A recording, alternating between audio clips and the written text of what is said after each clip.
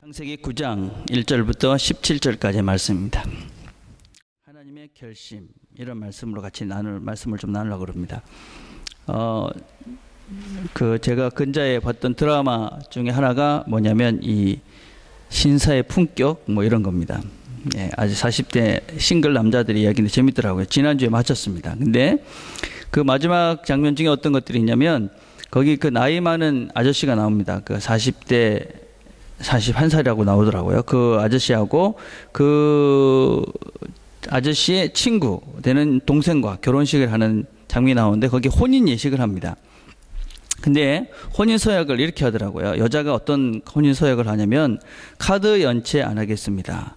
소조 병나발을 불지 않겠습니다. 윤희 오빠 늙었다고 무시하지 않겠습니다. 윤희 오빠의 자랑스러운 꿈이 되겠습니다. 이랬고, 남자는 또 뭐라고 이렇게 그 서약을 하냐면 배가 나오지 않게 열심히 운동하겠습니다. 태산이 형님, 이게 신부 오빠를 얘기하는데 잘하겠습니다. 팩을 자주 하겠습니다. 이 사랑을 허락하신 분들의 마음을 잊지 않겠습니다. 이렇게 언약을 서로가 하더라고요. 여러분, 이 결혼 약속의 특징이 여러분 보기에 뭔 것 같습니까? 생각해보세요. 이 결혼의 특징, 이 결혼 약속의 특징. 대부분 모든 결혼의 이런 이 약속의 포맷은 다 똑같습니다.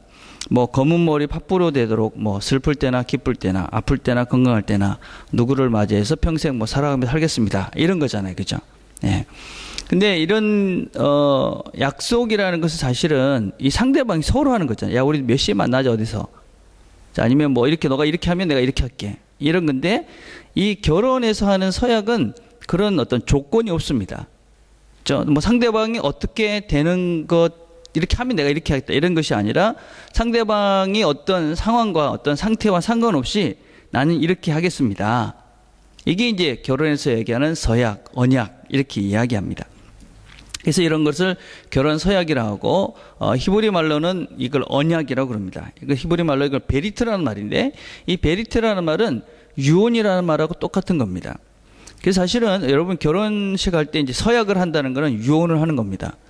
무슨 뜻이겠어요, 그럼? 이제 무조건 지켜야 돼요. 유언은 어떻게 돼요? 안 지키면 안 되잖아요. 그러니까 결혼식을 하면서 하는 이 서약은, 여러분 유언을 하는 것 같은 그런 상태로 아주 심각하게 내가 이 말을 뱉었기 때문에 이제는 해야만 된다. 지켜야만 된다. 그런 대표적인 성경의 예가 바로 이제 호세아의 이야기입니다. 호세아의 이야기를 보면, 호세아 3장 1절에서 2절을 보면 여호와께서 내게 이르시되 이스라엘 자손이 다른 신을 섬기고 건포도 과자를 즐길지라도 여호와가 그를 사랑하니니 너는 또 가서 타인의 사랑을 받아 음녀가 된 그 여자를 사랑하라 하시기로 내가 은 15개와 보리 한 고멜로 나를 위해 그를 사고. 이게 무슨 얘기냐면 하나님께서 이스라엘 백성하고 언약을 맺어서 내가 이 이스라엘 백성들을 사랑하겠다. 그렇게 약속을 하셨어요. 근데 그 약속을 한 그것은 이스라엘 백성의 상태에 이 하나님의 마음이 움직여지는 것이 아니에요. 그냥 약속을 했기 때문에 무조건 지키는 거예요. 그러니까 어느 정도냐면 결혼을 한 여자가 다른 남자한테 가가지고 살고 있는 그 상태임에도 불구하고 내가 이 사람하고 내가 이렇게 언약을 했기 때문에 그 사람을 가서 데리고 오겠다. 이런 거예요. 그러니까 이스라엘 백성들이 아무리 잘못을 해도 하나님은 그 이스라엘 백성을 포기할 수가 없어요. 왜냐하면 내가 하기로 하나님이 언약을 했기 때문에 그래요. 언약이라는 것이 그런 것이라는 거죠. 그러니까 상대방의 상태와 상관없이 내가 이건 무조건 지키겠다. 이런 하나님께서 이 이스라엘 백성과 언약을 맺는데 그 언약을 맺는 첫 시작이 무엇이냐면 노아의 이야기예요. 우리가 잘 아는 노아의 이야기. 노아의 이야기에서 하나님은 이 이스라엘, 이 사람들과 언약을 맺어요. 자, 무슨 얘기냐면 여러분 잘 아시는 얘기죠. 그죠? 노아의 홍수가 나서 사람들이 다 죽었어요. 그리고 이제 남은 것은 노아의 가족과 생물들 뿐이에요. 하나님께서 이 노아에게 언약을 맺어요. 뭐라고 언약을 맺느냐? 이제 9장 11절 한번 봅시다. 뭐라고 말씀하냐면 내가 너희와 언약을 세우리니 다시는 모든 생물을 홍수로 멸하지 아니할 것이라. 땅을 멸할 홍수가 다시 있지 아니하리라. 또 15절에는 내가 나와 너희와 및 육체를 가진 모든 생물 사이에 내 언약을 기억하리니 다시는 물이 모든 육체를 멸하는 홍수가 되지 아니할지라. 하나님께서 이 노아의 가족과 언약을 맺는데 어떤 언약을 맺냐면 물로는 다시 심판하지 않겠다. 물로는 너희들을 다시 멸하지 않겠다는 약속을 해요. 자, 그런데 여러분 한번 생각을 해봅시다. 이런 생각을. 그러면 하나님이 물로는 심판하지 않겠다 이렇게 약속하셨는데 그러면 다음에는 불로 하겠다는 뜻인가? 그럼 다시는 지진을 해서 한다든지 아니면 다음에는 뭐 번개를 쳐가지고 하나님이 심판하시겠다는 뜻인가?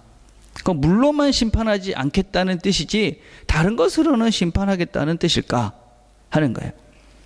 그때 여러분 그럴 것 같아요? 아닌 것 같아요?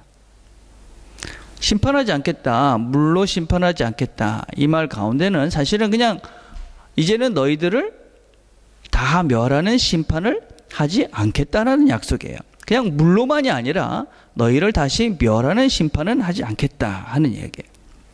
그런데 우리가 성경을 이렇게 쭉 보면 하나님은 심판하셨어요. 그러니까 소돔과 고모라 여러분 아시죠?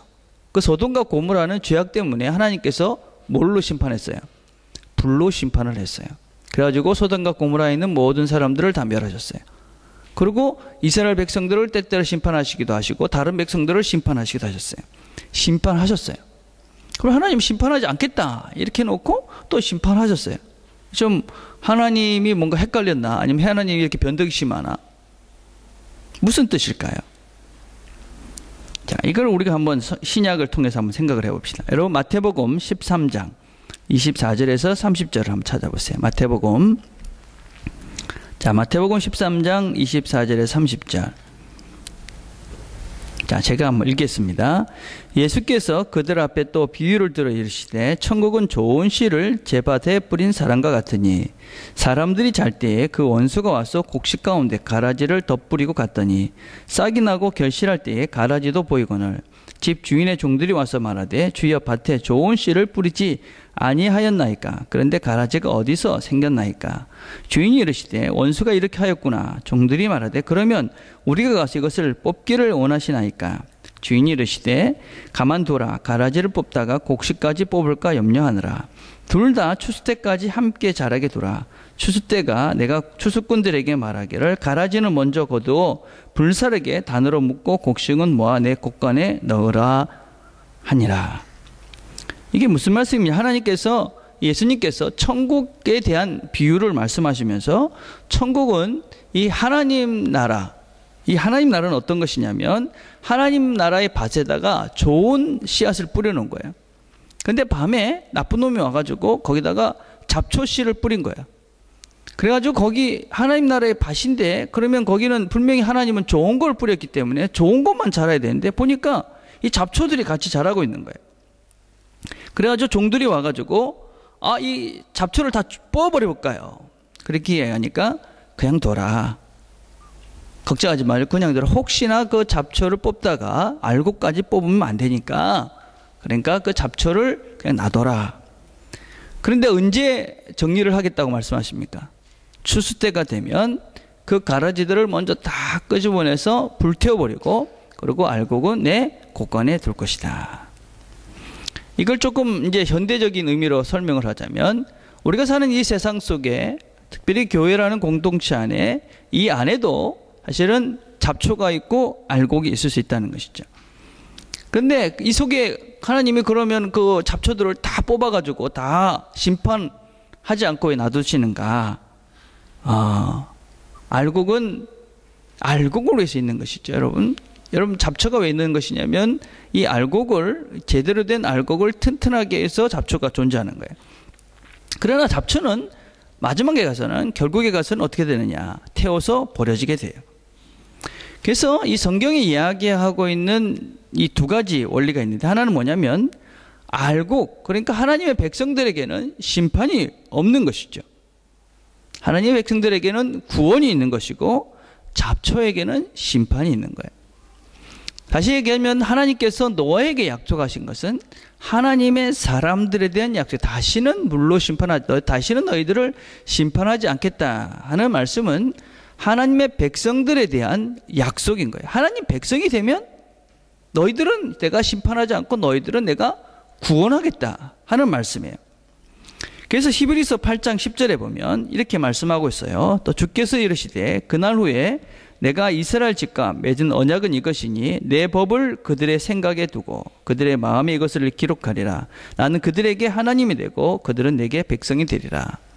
하나님의 약속이 뭐냐면 이스라엘 백성들과 약속을 한 거예요. 너는 내 백성이 되고 나는 너희들의 하나님이 되겠다. 마태복음 26장 28절에 보면 이것은 죄 사함을 얻게 하려고 많은 사람을 위하여 흘리는 바 나의 피 곧 언약의 피니라. 이 말씀은 어떤 말씀이냐면 예수님께서 성만찬을 하시면서 제자들에게 포도주를 주시면서 하신 말씀이에요.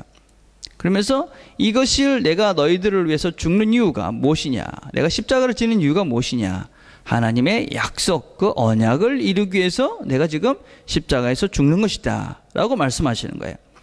그리고 로마서 3장 25절에 보면 이 예수를 하나님이 그의 피로써 믿음으로 말미암아 화목 제물로 삼으셨으니 이는 하나님께서 길이 참으시는 중에 전에 지은 죄를 관가심으로 자기의 의로움을 나타내라 하심이니라. 이 좀 말이 어렵죠, 그죠? 쉬운 번역을 보면 이렇게 돼 있어요. 표준 세번역을 보면 하나님께서 이 예수를 사람에게 속죄 제물로 주셨습니다. 누구든지 그 피를 받으면 속죄함을 받습니다. 하나님께서 이렇게 하신 것은 사람들이 이제까지 지은 죄를 너그럽게 보아주심으로 자기의 의를 나타내시려는 것입니다. 정리하자면 이런 것입니다. 하나님께서 이스라엘 백성들, 하나님의 백성과 약속을 했습니다. 내가 너의 하나님이 되고 너희들은 두 번 다시 심판하지 않고 구원하겠다. 그리고 그 구원하기 위해서 누구를 보냈느냐? 예수님을 보내줬습니다. 그리고 약속을 이루기 위해서 예수님이 모든 사람의 잘못을 심판의 대상으로서 모든 사람의 죄를 지고 죽으신 것입니다. 그리고 그 대가를 통해서, 그 대가의 대신해서 그 예수를 통해서 다른 모든 사람들은 구원을 받는 것이 하나님의 뜻입니다. 그래서 하나님의 백성이 된 사람들은 구원의 자리에 이르는 것이고 하나님의 백성이 아닌 사람들은 그 사람들은 어떻게 되느냐? 심판의 자리에 가는 것입니다. 그래서 하나님은 자기의 의를, 자기가 약속한 그 약속을, 그 이루어심을 끝까지 그렇게 이루어 가십니다. 그래서 우리가 하나님께서 우리가 노아에게 맺은 이 언약을 통해서 우리가 기억할 수 있는 것은 하나님은 하나님의 백성을 심판하지 않습니다. 그리고 하나님의 백성을 하나님께서 구원하십니다. 그리고 하나님은 끝까지 포기하지 않고 신실하게 이 약속을 지키십니다. 어느 정도까지 신실하게 이 약속을 지키셨느냐면 자기의 아들 하나님 자신을 내어주시는 것까지 하시면서 이 약속을 지키셨습니다. 그래서 우리가 만약에 여러분들이 나는 하나님의 백성의 언약 안에 있다 그러면 걱정을 할 필요가 없습니다. 왜냐하면 하나님께서 우리를 포기하지 않고 끝까지 지켜주시고 구원해 주실 것이기 때문에 그렇습니다. 그래서 하나님이 열심과 하나님의 결심이 우리를 구원의 자리에 이르게 합니다. 그런데 그런데 이런 질문을 해야만 합니다. 그렇다면 하나님의 백성이 아닌 또 이 잡초는 누구며 나는 알곡인 것을 어떻게 알 수 있는가 하는 문제입니다. 나는 과연 하나님의 그 언약의 백성인가? 아니면 나는 잡초인가? 그래서 어느 순간에 태워서 심판의 자리에 이르게 될 그 잡초인가? 하는 것입니다. 여러분은 누구인 것 같습니까? 오늘 심각한 질문이죠. 그렇죠? 이 내가 심판의 대상인가? 구원의 대상인가? 하는 것을 이상하게 확인하려는 사람들이 있습니다. 그게 뭐냐면 어떤 기적적인 요소를 통해서 어떤 종교적인 특별한 체험을 통해서 확인해 가려는 사람이 있습니다. 물론 하나님께서 특별한 경우에 특별한 체험을 하게 하시기도 합니다. 그러나 그 상당히 위험한 것이죠. 여러분 주보에 제가 그래서 기적을 추구하는 사람들의 위험성에 대해서 거기 몇 가지 적어놨습니다. 한번 보십시오. 여러분. 기적을 추구하는 것. 기적을 통해서 하려는 사람들이 상당히 많이 현혹되고 유혹되어져서 잘못된 길로 가는 사람들이 많습니다. 자, 그런 것이 아니라면 어떻게 내가 하나님의 사람인 것들을 확신해 갈 수 있을까? 하나님의 구원받은 언약의 백성인 것을 내가 어떻게 확인해 갈 수 있는가? 영적 생활의 안내자로 존경을 받고 있는 존 카바나라는 신부님이 계십니다. 이 신부님이 오래전에 한 3개월 정도 옛날에 지금은 돌아가셨죠, 그죠? 테레사 수녀가 봉사하고 있는 캘커트에 가서 봉사 활동을 하러 갔습니다. 그럼 어떤 고민을 하고 거기에 갔느냐면 어떻게 나머지 인생을 내가 살 것인가, 그게 궁금해서 그곳에 간 겁니다. 첫날 도착해서 존이 이 테레사 수녀를 만났습니다. 그러니까 테레사 수녀가 물어봤습니다. 무엇을 도와드릴까요? 이렇게 물어봤어요. 그러니까 이 존이 이렇게 대답을 했습니다. 확실하게 알고 살아가도록 기도해 주십시오. 확실하게 알고 살아가도록 기도해 주십시오. 여러분 다 그렇게 하고 싶죠? 여러분도 확실하게 뭔가를 딱 이렇게 알고 갔으면 좋겠잖아요, 그죠? 예, 우리도 똑같아요, 그죠? 그러니까 테레사 수녀가 이렇게 대답을 했다고 합니다. 아닙니다. 저는 그것으로 해서 기도해 드릴 수 없습니다. 확실한 것은 당신이 추구할 것이 아니라 버려야 할 것입니다. 그렇게 이야기를 하는 거예요. 그래서 존이 다시 물어봤습니다. 존이 이 수녀님에게, 테레사 수녀에게 다시 물어봤어요. 제가 생각하기에 수녀님은 모든 것을 확실하게 알고 믿고 살아가는 사람처럼 보입니다. 저도 그렇게 살고 싶습니다. 그러니까 테레사 수녀가 이렇게 대답했다고 그래요. 저는 한 번도 확실하게 알고 믿은 적이 없습니다. 제가 늘 가지고 사는 것은 신뢰입니다. 그러므로 당신도 하나님을 신뢰하도록 기도해 드리겠습니다. 제가 영국에 있을 때 이 학교를 가는데 어떤 꼬마애가 5살밖에 안 된 꼬마애가 직원하고 다투는 거예요. 막 싸우면서 막 뭐라 하니까 꼬마가 뭐라 그랬냐면 This is my life 이러면 소리를 꽥 질렀어요. 요만한 꼬마애가. 그때 보고 참 많은 것들을 생각했었어요. 참 대단한 아이고 또 부모님이 참 교육을 참 잘 시켰나, 특별하구나. 근데 여러분 한번 생각을 해보십시오. 그 쫓겨난 5, 6살밖에 안 된 놈이 이건 내 인생이야. 그래, 네 맘대로 해라. 어떻게 될까요? 뭘 하겠어요, 그죠? 학교 가기 싫으면 뭐 놀 거고, 아이스크림이나 초콜릿이나 먹으려고 그럴 거고, 뭐 그러고 맨날 뭐 이렇게 되면 그 인생이 어떻게 될까요? 예, 그 인생은 망하는 것이죠. 그 인생 그 나이에서 뭘 알 수 있겠을까요? 어떻게 해야 될까요? 예, 부모님을 신뢰하고 부모님이 시키는 대로 살다 보면 어느 순간에 내가 누군지를 알게 되죠. 그리고 내가 어떻게 살아야 될 것도 알게 되는 것이죠.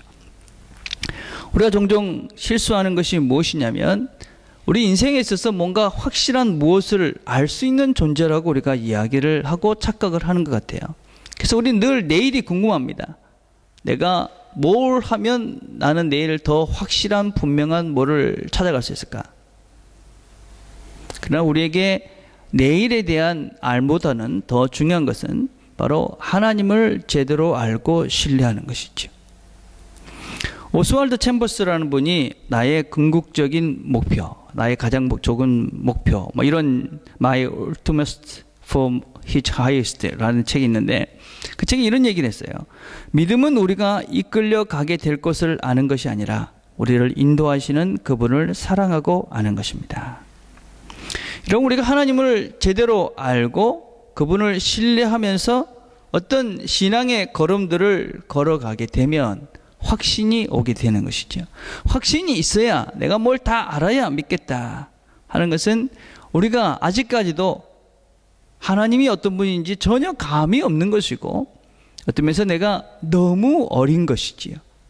예, 너무 어리기 때문에 이건 내 인생이야 라고 이야기하는 것이지 조금만 나이가 들어도 이건 내 인생이니까 내 맘대로 할 수 있는 것이 아니다 라는 것을 우리가 깨닫게 되죠. 그래서 내가 하나님의 백성인가 아닌가 라는 것은 당장 지금 이것이 흑백처럼 나눠지는 것이 아니라 하나님을 신뢰하고 하나님의 말씀대로 살아가는 어느 순간 나에게 깨달음이 오고 내가 확신이 오고 알게 되는 것이죠. 그래서 히브리서 11장 1절에는 이렇게 이야기합니다. 믿음이라는 것이 무엇이냐? 내가 보지 못하지만 소망하는 것, 그것을 바라보는 것이죠. 저는 여기 있는 여러분들이 이곳에 앉아있는 이유도 참 다양할 것이라고 생각을 합니다. 그렇지만 여러분이 이 자리에 앉아있다는 것은 하나님께서 여러분들을 부르신 것이고 여러분들에게는 기회라고 생각합니다. 그래서 하나님이 말씀하시는 것들을 듣고 여러분이 그 말씀을 신뢰하며 걸어간다면 어느 순간 내가 누군지에 대한 분명한 확신이 있게 되는 날이 올 것이라고 믿습니다. 자, 그래서 그분의 말씀을 알지 못하면, 우리가 그분을 알지 못하면 우리가 확신에 이르지 못하고 또 우리가 그분 뜻대로 살 수가 없습니다. 예, 그분을 알아가는 것이 우선돼야 합니다. 자, 그러면 하나님께서 그럼 우리를 부르신, 우리 가운데 나는 하나님의 언약의 백성으로 나를 부르신 이유가 있다, 부르셨다라는 확신이 있는 사람들, 그럼 그 언약의 백성을 하나님께서 왜 부르셨는가? 하나님이 끝까지 내가 너를 내 열심으로 또 내가 내 결심으로 너희들을 끝까지 붙잡고 가겠다 하신 이유가 무엇일까? 그는 오늘 우리가 본문에서 다시 한번 볼 수가 있어요. 자, 창세기 9장 1절을 다시 한번 봅시다. 자, 창세기 1장 2절, 9절 1절에서 9장 1절에 뭐라고 이야기하냐면 이르시되 생육하고 번성하여 땅에 충만하라. 다시 9장 7절에는 너희가 생육하고 번성하며 땅에 가득하여 그 중에서 번성하라. 창세기 8장 17절에 보면 이것들이 땅에서 생육하고 땅에서 번성하리라. 이스라엘 하나님께서 노아와 언약을 맺으면서 심판하지 않겠다, 절대로 심판하지 않을게 하고 이야기하시는 이유가 무엇이냐면 생육하고 번성해서 땅에 충만해지게 하기 위해서예요. 땅에 가득해지기 위해서요. 번성하고 충만한 삶을 살게 하기 위해서요. 하나님께서 우리를 부르신 이유가 무엇이냐면요, 그냥 하나님 뭐 이런 게 아니라 우리가 이 땅에서 풍성한 삶, 번성하고 생육하고 그래서 성장하는 삶을 살게 하시기 위해서 하나님이 우리를 붙잡고 가시는 것입니다. 풍성해지는 삶이라는 거예요. 근데 이 부분에 대한 우리가 오해가 좀 있지요. 예. 요새 나온 단어 중에 재밌는 단어가 하나 있더라고요. 무슨냐면 어프룬자라는 단어예요. 어프룬자. 예, 이거는 어플루언스라는 말과 인플루언자라는 말이 합쳐서 만든 신조어예요. 어플루언스가 다 무슨 뜻인지 알죠, 그렇죠? 이건 뭐 리치나 웰시보다도 훨씬 더 이렇게 풍성한, 아주 부자 이런 것을 뜻하는 것이잖아요, 그렇죠? 돈이 아주 많은 이런 상태를 뜻하는 거잖아요. 흘러 넘치는. 근데 인플루언자는 뭐 알죠? 플루라고 얘기하잖아요, 그렇죠? 감기, 유행성 감기 이런 거예요, 그렇죠? 그래서 어플루언자 이러면은 무슨 뜻이냐면 부자병, 부자 전염병 이런 거예요, 그렇죠? 이 부자병에 대한 정의를 PBS 방송에서 이렇게 정의를 했어요. 상류층을 따라가려고 노력하는 가운데 생기는 감정, 그 감정은 부풀려 있고 게으르며 충족되지 않는다. 두 번째, 부를 추구한 결과로 생긴 질병으로서 스트레스, 과로, 탈진, 채무 상태 등의 증상을 낳는다. 세 번째, 경제 성장에 대한 중독, 결코 충족시킬 수 없다. 이게 부자병에 대한 정의입니다. 무서운 질병이죠, 그죠? 사실은 많은 사람들이 이 병에 전염되어 있죠, 그죠? 그래서 예수를 믿으면서도 이 부자가 되기 위해서 이 부자병에 전염된지도 모르고 그걸 추구해가는 사람들이 아주 많이 있죠, 그죠? 신명기 8장 18절에서 19절에 보면 이런 말씀이 있습니다. 당신들이 마음속으로 이 재물은 내 능력과 내 손의 힘으로 모은 것이라고 생각할 것 같아서 걱정이 됩니다. 그러나 주 당신의 조상께서 맹세하신 그 언약을 이루시라고. 하나님께서는 다시 얘기하면 하나님께서 당신의 조상들에게 맹세하신 그 언약을 이루시려고 오늘 이렇게 재산을 모으도록 당신들에게 힘을 주셨음을 당신들은 기억해야 합니다. 무슨 말씀이냐면 이스라엘 백성들이 가나안 땅에 가서 열심히 일해가지고 돈을 많이 번 거예요, 그죠? 돈이 많이 벌게 되니까 어떤 생각을 하게 되느냐? 이게 내가 능력이 많아가지고 내가 힘이 많아가지고 이렇게 됐어, 이렇게 착각한다는 거예요. 그러고 나면 어떻게 됩니까? 예, 그렇게 되면 이 물질의 노예가 돼가지고, 그죠? 그래서 불쌍한 삶을 삽니다, 그죠? 우리 그리스도인들 중에도 열심히 살아서 부자가 된 사람들이 있습니다. 물론 그렇지 않을 수도 있습니다. 그러나 그렇게 열심히 살아서 부자가 됐다면 결코 부끄러워할 이유가 없습니다. 그러나 항상 그 부에는, 그 부유함에는 함정이 있다라는 걸 기억해야 됩니다. 최소한 세 가지를 기억해야 됩니다. 첫째, 우리가 그리스도인이라면 내가 가진 그 부가 나 자신의 힘으로 된 것이 아니라 특별히 하나님께서 나에게 약속하신 이 땅의 산 가운데 풍성하게 살게 해주시기 위해서, 그 약속을 이루기 위해서 나에게 부를 주신 것이다 라는 것을 기억해야 합니다. 여러분, 예수 믿는 사람들이 잘 살 수 있습니다. 그러나 그 잘 사는 그 이유가 무엇이냐? 하나님이 우리를 하나님의 백성으로 부르신 것은 우리의 삶을 풍성하게 하기 위해서입니다. 그런데 그 부도 그 중에 하나인 것입니다. 그런데 하나님의 약속 때문에 우리가 부자가 될 수 있다는 것입니다. 두 번째, 그 부유함이 어디서 온 것인지를 잘 기억해야만 합니다. 이 모든 것이 하나님께로부터 온 것입니다. 우리가 잘 살게 되면 자기도 모르는 사이에 나만 잘하면 된다, 나만 잘 살면 된다라는 착각에 빠집니다. 내가 잘나서 그렇구나. 그래서 오해하고 착각하고, 그래서 교만해지고, 그래서 자신만을 위해서 낭비를 합니다. 세 번째는 물질은 다만 도구라는 사실을 기억해야만 합니다. 이것은 하나님이 그 언약을 이루시기 위해서 우리에게 주셨고, 또 그 언약을 또 완성해 가기 위해서 우리에게 주신 것이다 라는 것을 기억해야 됩니다. 그래서 물질은 도구입니다. 근데 많은 사람들이 너무 많은 경우가 이 물질이 삶의 목적이 됐습니다. 그래서 물질이 목적이 된 사람들은 사람들을 이용해서 돈을 법니다. 그렇죠? 사람들을 어떻게 이용해서 내가 유익하고 돈을 벌 것인가. 물질이 목적이 된 사람입니다. 그러나 사람이 목적인 사람, 그 사람들은 물질을 통해서 사람을 얻습니다. 여러분, 물질이 목적이 되면 결국 자신을 좀먹습니다. 사람 곁에 사람이 없게 되는 것이죠. 사람 곁에 사람이 없는 것만큼 인생이 황폐하고 불쌍해지는 것은 없습니다. 그래서 요새 이 부자병 때문에 생기는 많은 병들이 있죠. 성공병, 인류병, 명품병, 성형병, 이런 것들이 다 이 부자병에 파생된 질병들이죠. 그렇죠? 여러분, 하나님께서 우리들에게 심판을 미루시고 구원하신 이유는 우리 하나님 나라의 확장과 우리 자신의 성장, 또 우리의 풍성한 삶을 위해서 미루신 것입니다. 그것은 그냥 단지 물질로 채워지는, 물질이 한 파트일 수는 있어도 그것이 목적이 될 수는 없는 것이죠.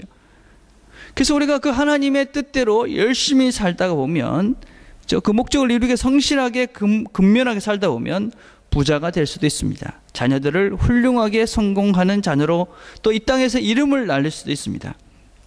그러나 그 같은 성공과 번영으로 인해서 교만해지거나 타락하지 않습니다. 명품을 들고 다니면서 과시하지 않습니다. 비싼 차를 몰고 다니면서 다른 사람들을 기죽이려 하지 않습니다. 왜냐하면 그 성공과 번영이 어디에서 온 것을 알기 때문에 그렇습니다. 그렇기 때문에 그것 때문에 교만해지지도 않고 불신앙에 빠지지도 않고 함부로 낭비하지도 않습니다. 그런 사람들은 내가 열심히 살았는데 부자가 되지 않고 자식들이 다른 사람에게 내세울 만한 성공을 하지 않았다 할지라도 그것 때문에 다른 사람을 시기하거나 기죽지 않습니다. 그것 때문에 결코 무슨 다른 내 열등감을 느끼지 않습니다. 하나님께서 나에게 주신 분복, 이것이 내 양이구나 라는 것을 알기에 감사하고 만족하고, 그리고 거룩한 하나님의 사람이 되려갑니다. 이런 사람들을 어떤 면에서는 아무것도 가진 것이 없는 것 같은데 넉넉하고 풍성하고 감사하며 사는 사람들을 보면, 이 부자병에 걸린 사람들이 보면 기분 나쁩니다. 아무것도 없는데 저건 뭐 저렇게 다 가진 것처럼 행동하나. 그렇죠? 여러분, 그런 자부심이 우리에게, 그렇죠? 있어야 하는 것이죠. 여러분, 부자가 되고 싶었지만 부자가 되지 못한 사람은 부자들 앞에서 주눅이 들지요. 명품을 가지고 싶지만 가지지 못한 사람은 명품을 가진 사람 앞에서는 아주 작아지지요. 내가 뭔가 큰 거를, 이렇게 세상적인 그런 것들을 가져야 되겠다는 욕심이 있는 사람은, 그것을 갖고 있는 사람들을 보면 괜히 시기하고 질투하지요. 그러나 예수 그리스도의 제자가 되고 거룩한 백성으로 하나님께서 우리를 선택하신, 내가 하나님의 백성인 것들을 아는 사람들은 하나님을 신뢰하면서 성실하게 되기 때문에 부자 앞에서 무엇을, 다른 세상적인 물질을 많이 가진 사람들 앞에서 주눅이 들지 않습니다.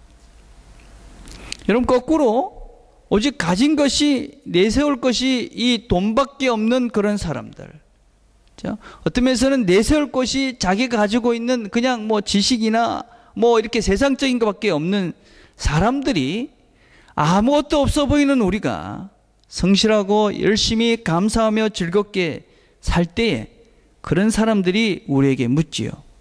저 사람들에겐 있고 내게 없는 그것은 무엇인가? 나는 아무것도 없는데 그 사람들은 우리에게 묻는 것이지요. 어떻게 당신은 그렇게 자신 있게 행복하게 즐겁게 기쁘게 감사하며 살 수 있습니까? 이 질문은 그런 사람들로 하여금 예수 그리스도를 생각나게 해주는 것이죠.